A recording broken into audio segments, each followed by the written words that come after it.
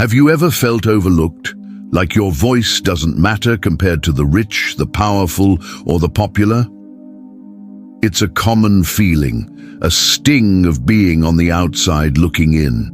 We live in a world that constantly celebrates the influential, the CEOs, the celebrities, the trendsetters. Their opinions are amplified, their lives are documented, and their influence shapes our culture. It's easy to start believing that our worth is tied to our status, our follower count, or the company we keep.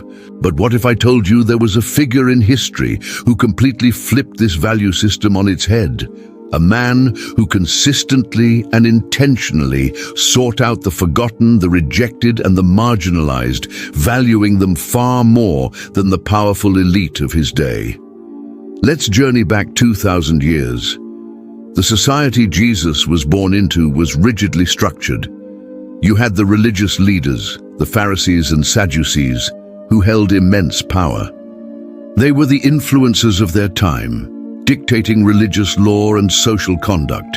Then you had the Roman authorities, the wealthy merchants, and the landowners. These were the people everyone looked up to, the ones you wanted to be seen with. And at the very bottom, you had the outcasts, the tax collectors, seen as traitors working for the Roman oppressors, the lepers, forced to live in isolation, physically and socially untouchable, the sinners, the poor, the sick, the disabled. These were the people on the fringes, the ones considered ritually unclean, unworthy, and forgotten. Now, if Jesus had been trying to build a popular movement based on worldly logic, what would he have done?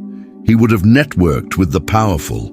He would have sought the endorsement of the high priest, debated in the finest synagogues, and dined with the most influential Pharisees. That's how you build influence, right? You align yourself with power. But Jesus did the exact opposite.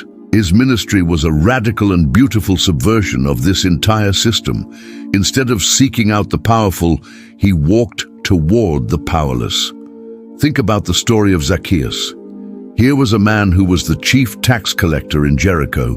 He was rich, yes, but he was also despised. He was a symbol of corruption and betrayal. When Jesus came to town, Zacchaeus was so short and the crowd was so thick that he couldn't see. So this wealthy, influential man humbled himself. He ran ahead and climbed a sycamore fig tree just for a glimpse of this teacher everyone was talking about. Now, Jesus could have easily ignored him. He could have gone to dine with a more respectable member of the community. But what did he do? He stopped, looked up, and called him by name. Zacchaeus, come down immediately. I must stay at your house today. Can you imagine the shock that rippled through the crowd? The murmuring, the judgment. He has gone to be the guest of a sinner. Jesus didn't just acknowledge the outcast, he invited himself into his home, offering him dignity, fellowship, and a chance at redemption. In that one act, Jesus declared that no one is beyond reach, and that a person's worth isn't determined by their social standing or their past mistakes. He saw the person, not the label. And what was the result? Zacchaeus' heart was transformed. He stood up and declared he would give half of his possessions to the poor and pay back anyone he had cheated 4 times over. Jesus' radical acceptance didn't just comfort Zacchaeus, it changed him. Then there are the lepers. In ancient society, a diagnosis of leprosy was a death sentence, not just physically, but socially. They were forced to live outside the city, to wear torn clothes, and to shout, "Unclean, unclean," wherever they went. They were utterly isolated.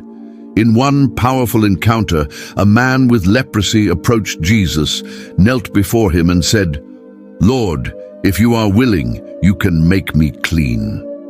Now, according to the law, touching a leper would make you ritually unclean yourself. Any respectable teacher would have kept his distance, but Jesus did the unthinkable. He reached out his hand and touched the man. Pause and think about that for a moment. This man might not have felt a gentle human touch in years, maybe even decades. That touch in itself was a profound act of healing.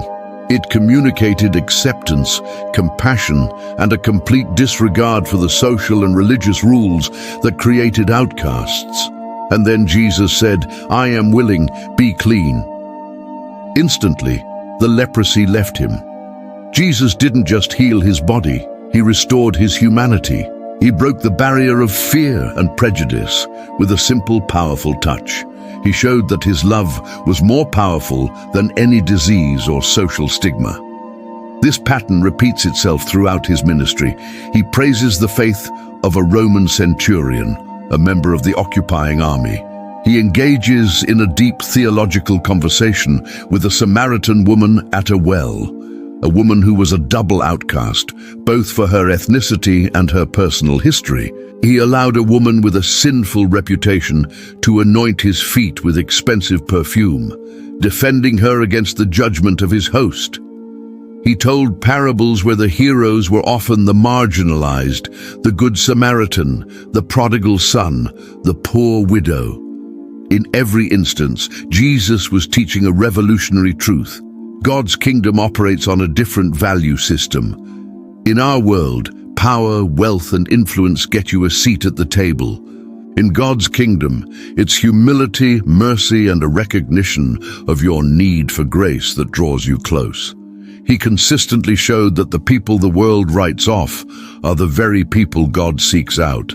He didn't come for the self-righteous who thought they had it all together. He came for the sick, the lost, the broken. He said, "It is not the healthy who need a doctor, but the sick. I have not come to call the righteous, but sinners." So what does this mean for us today? In a world still obsessed with influence and status, it means that our worth is not defined by our job title, our bank account, our social media following, or the opinions of others. Our worth is inherent, given to us by a creator who values the humble heart over the haughty spirit.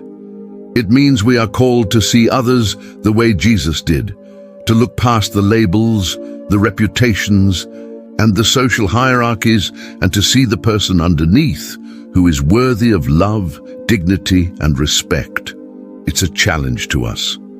Who are the outcasts in our society today? The homeless person we walk past without making eye contact, the co-worker who is always left out of the conversation, the person with different beliefs that we instantly dismiss. Jesus' example calls us to move toward them, not away from them. To offer a hand, a word of kindness, a moment of our time, to be a source of acceptance in a world that is so quick to judge and exclude. His life is a powerful reminder that the last will be first and the first will be last.